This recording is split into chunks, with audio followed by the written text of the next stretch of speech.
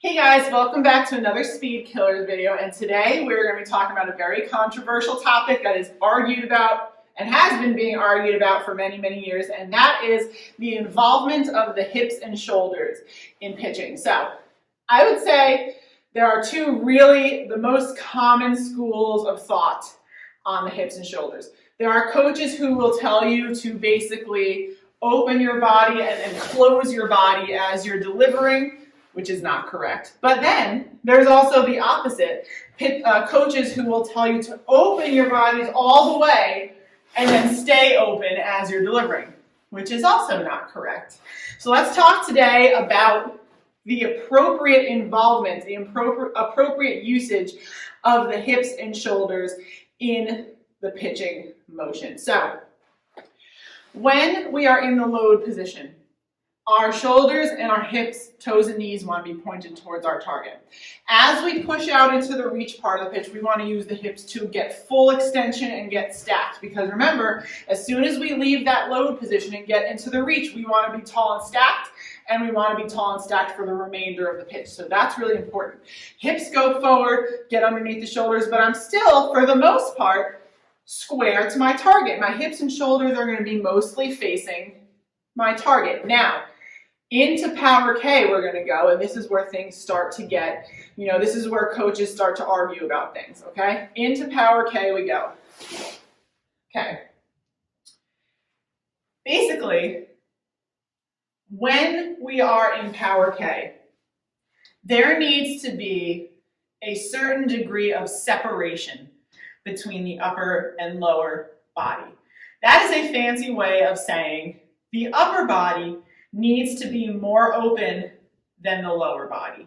If you've ever heard a coach say, lead with the hips, hip-generated arm speed, dissociation, or separation, this is what we're referring to. And guys, Power K is probably the most important stage of the pitch. Even if you're doing things a little funky prior to Power K, maybe you've got a little pre-tracking in your load, maybe your reach isn't quite all the way square. As long as you get to that good Power K position, that's really the biggest factor in a good pitch delivery. Power K position is one of our non-negotiables here at Fastpitch Power. We're pretty flexible with, our girls doing what works for their bodies, what works for their, all the different structures of the pitchers that we see. But when it comes to Power K position, there is definitely an optimal position that you need to be in.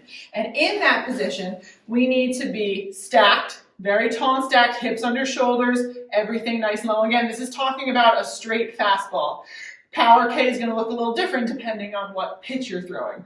But for power and speed, we're talking strictly for a straight fastball today. So we need to be tall and stacked. We need that glove hand to be going to our target. We need to be palm up, elbow down at the back side of the arm circle with our arm on the power line. Okay, our front foot should be at about a 20-degree angle to the power line. So if you have a pitcher that, lands at a 90-degree angle to the power line, it doesn't allow for that good hip and shoulder rotation that needs to happen in the pitch. The back toe and knee should be forward, and now back to that separation. We need to feel that separation of the hips and shoulders. So if you see, I have Fastpitch Power written on my shirt. As I'm in Power K, so I was in the reach, as I open up into Power K, my shoulders, where it says Fastpitch Power, is going to face the power line.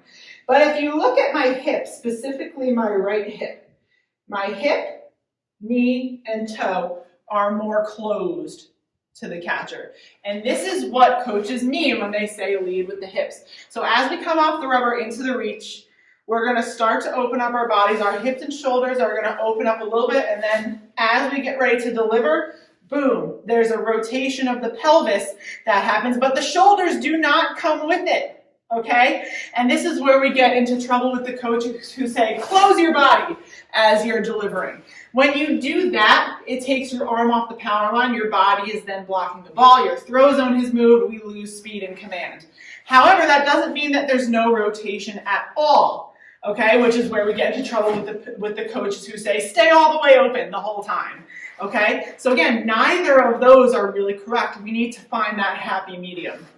So when we're in Power K, those hips lead, my upper body stays open.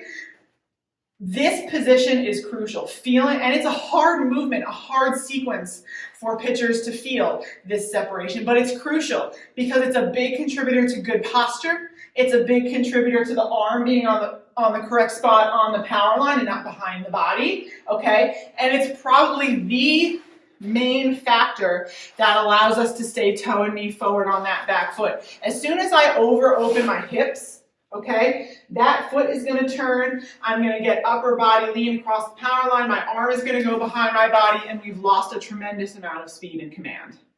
So again, once we get into Power K, we want to feel that separation. And the body opening is simply an extension of your arm coming up the front side of the arm circle.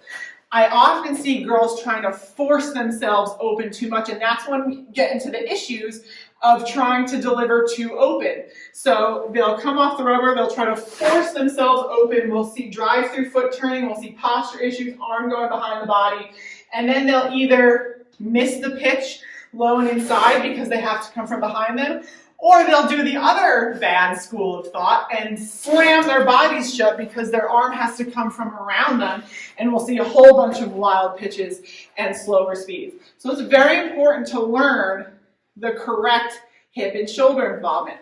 So hips and shoulders square off the rubber.